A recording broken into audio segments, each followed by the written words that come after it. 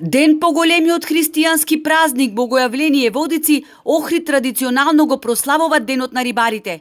Со охридска староградска песна, пача, плашици, греана ракија и вино на Сараиште се прославуваше.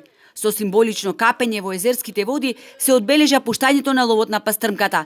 Овој ритуал рибарите го почитуваат и со воодушевување го чекаат, бидејќи скокат од својата најрана возраст. За старите еснавски семејства ова е вистинско доживување, за кое со гордост раскажуваат многу анегдоти. Господ здравија ни дај тубајни, благодарам што ова се уште се случуваат и се надевам ќе видите понатаму. Сигурен сум дека ќе видите понатаму.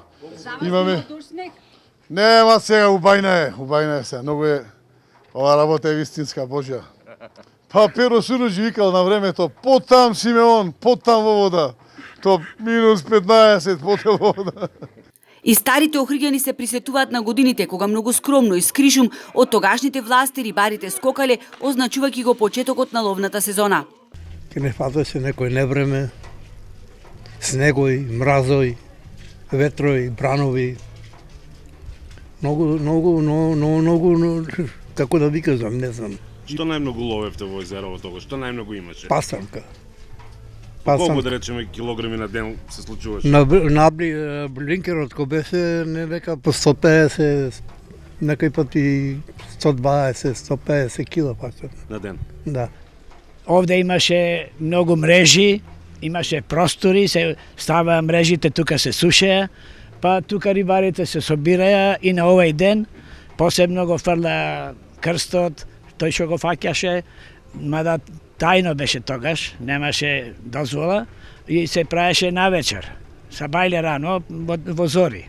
Поради истребување на ендемичните видови риба, за разлика од едни дамнешни времења, пастрмка сега нема ни за лик, а не пак за чорба.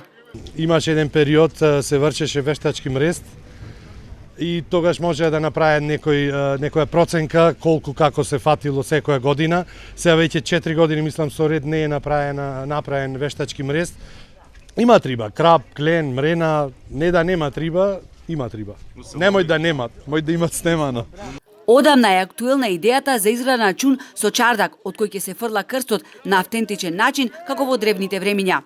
Охрид живее за традиција и од традиција и тоа не одржувало низ вековите и токму присуството денеска на сите оние верници кои што се тука и го следеа капењето на фаќачот на крстот после литургијата, би рекол дека е за мене очекувано и покрај ваквите временски услови се откажа, морам да кажам, музичкиот дел заради техничката опрема, не биле во можност на вакво време сето тоа да го одржуваат, меѓутоа она за кое што се договоривме и го организиравме. Охриѓани и гостите се испотепаа, земаа од плашиците за да понесат и дома да се замезат. Инаку најголемата риба уловена во водите на Охридското езеро на 12 јануари 1971 година била тешка 22 килограми.